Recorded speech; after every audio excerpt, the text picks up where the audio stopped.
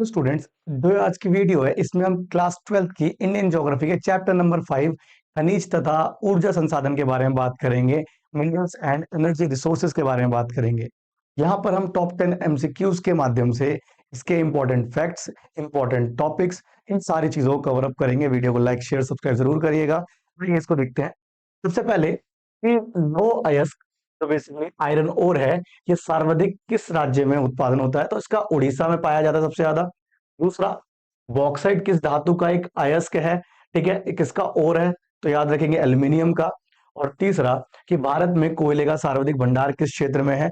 तो बेसिकली दक्कन के भाग, जो आपके मध्य भारत से थोड़े से नीचे की तरफ आपको देखने को मिलते हैं, महाराष्ट्र वाले के एरिया के आसपास।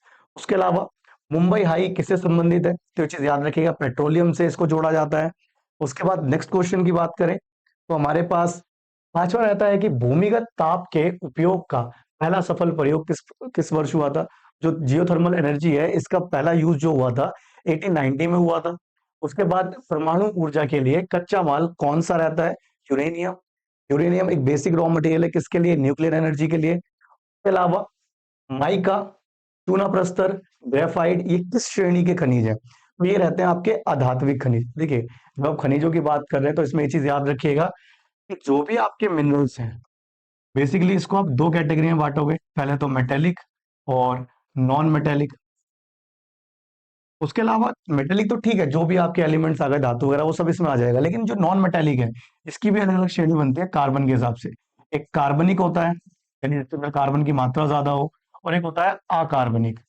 कार्बनिक का मतलब क्या हो गया? कोई भी ऐसा मेटल जिसमें ना तो कोई मेटल थी, ना कोई कार्बन की धातु थी, कुछ भी कार्बन की मात्रा थी। ठीक है, जैसे सीमेंट, ठीक है, चूना पत्थर, इस तरह की चीजें आती हैं आपकी अकार्बनिक में।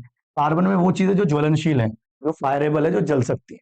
ठीक है, इसी के हिसाब से ये क्वेश्चन है आपका कि माइका, चूना प्रस्तर और ग्रेफाइट, ये सारी चीजें कौन सी श्रेणी में आती है? तो यहाँ पर आ रही है ये अधात्विक, नॉन मेटेलिक में। उसके अलावा मलांज खंड किस धातु की प्रमुख खदान है? बेसिकली तांबे की। और उसके अलावा ये बालाघाट जिले में है, एमपी के।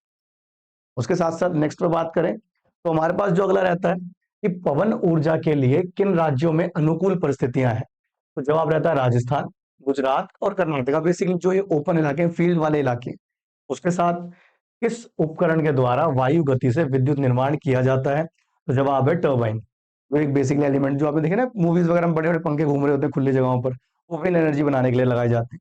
और उसके अलावा आप कमेंट्स में आंसर गैस करिएगा कि भारत में थोरियम की सर्वाधिक भंडार कौन से राज्य में देखने को मिलती है। Thank you.